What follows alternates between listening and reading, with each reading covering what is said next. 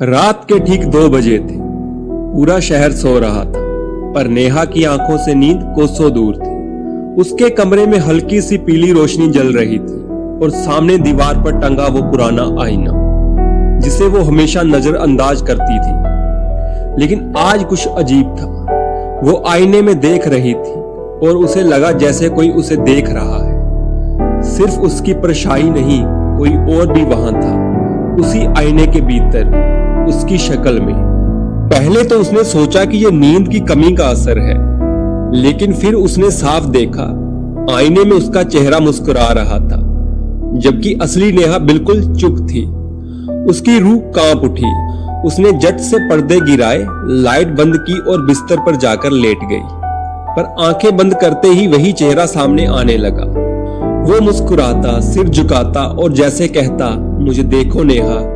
सुबह जब उसने आदित्य से बात की, जो उसका बॉयफ्रेंड था, उसने हंसते हुए कहा, नेहा तू ज्यादा डरावनी फिल्में देखती है, ये सब दिमाग का खेल है।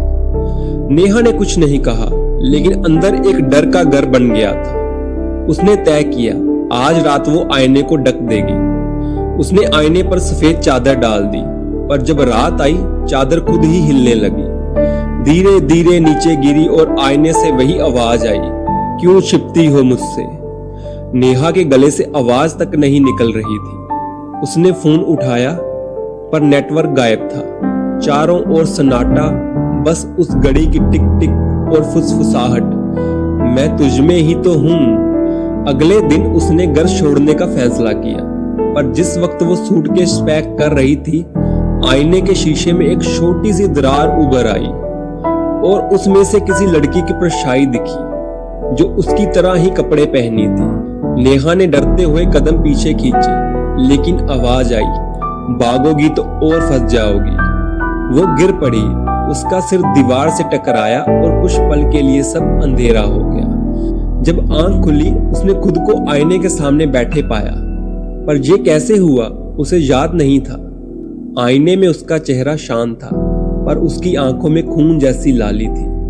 नेहा अब पहले जैसी नहीं रही थी। वो ऑफिस नहीं जा रही थी, दोस्तों से बात नहीं कर रही थी, हर वक्त आईने के सामने बैठी रहती थी, जैसे कोई उसे अपनी तरफ खींच रहा हो। उसकी रूममेट सिया ने एक दिन पूछा, नेहा तू ऐसे क्यों बैठी रहती है, ठीक तो है ना। नेहा ने बिना पलक झपकाए कहा, अब ठीक हूँ। वो मिल गई मुझसे। कौन वो जो मैं पहले थी। सिया घबरा गई। वो रात के वक्त नेहा का कमरा बंद कर बाहर निकल आई, पर कुछ देर बाद अंदर से चीख सुनाई दी। वो दौड़कर गई, दरवाजा बंद था।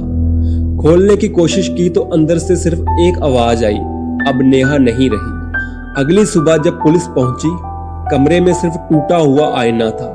नेहा गायब थी, जैसे कभी वहां रही ही नहीं। पुलिस ने केस को मिसिंग पर्सन मानकर बंद कर दिया, पर सिया जानती थी कुछ तो रहस्य है।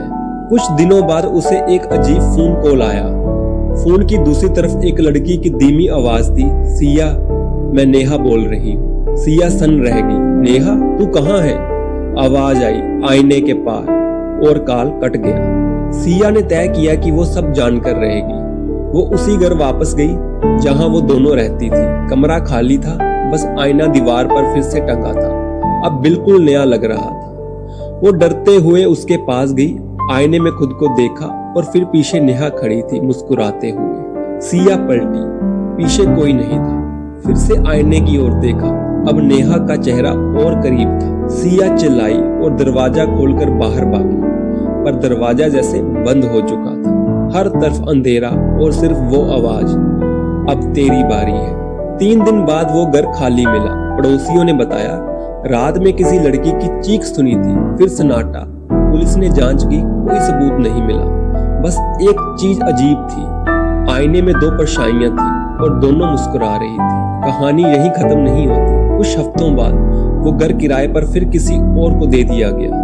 नई किराएदार रिया, जो शहर में नई आई थी, पहली रात उसने घर में कदम रखा तो दरवाजे पर किसी ने धीरे धीरे फुसफुसाया, स्वागत है। वो चौंक कर पीछे मुड़ी, कोई नहीं था। उसने कंधे पर उचकाकर कहा, शायद मेरा वहम है, और जाकर सो गई। सुबह जब उसने बाथरूम में जाके आईने में खुद को देखा, आईने में 2 चेहरे थे, एक उसका और एक किसी और लड़की का जो मुस्कुरा रही थी। रिया को कुछ समझ नहीं आया। उसने हाथ बढ़ाकर शीशे को छुआ पर आईना जैसे गर्म था, अंदर कुछ धड़क रहा था। अचानक उसका फोन गिरा और स्क्रीन पर वही पुरानी तस्वीर दिखी, नेहा की फोटो। वो घबरा गई, ये तस्वीर मेरे फोन में कैसे आई?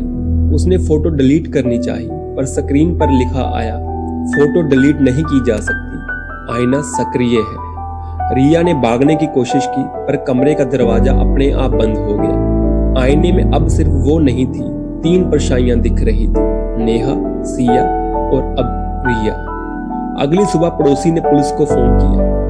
उस नए घर से फिर से वही आवाजें आ रही थी, किसी के चीखने की। जब पुलिस अंदर गई, कमरा खाली था पर दीवार पर लहू से लिखा था, हर चेहरा एक आईना है और हर आईना किसी चेहरे की तलाश में। कभी कभी इंसान जो देखता है वो सच नहीं होता और जो नहीं देखता वही सबसे डरावना सच होता है। आईना सिर्फ चेहरा नहीं दिखाता, वो आपके अंदर छिपे डर को रूप दे देता है। अगर आपको ये कहानी अच्छी लगी हो तो मेरे चैनल को सब्सक्राइब करें।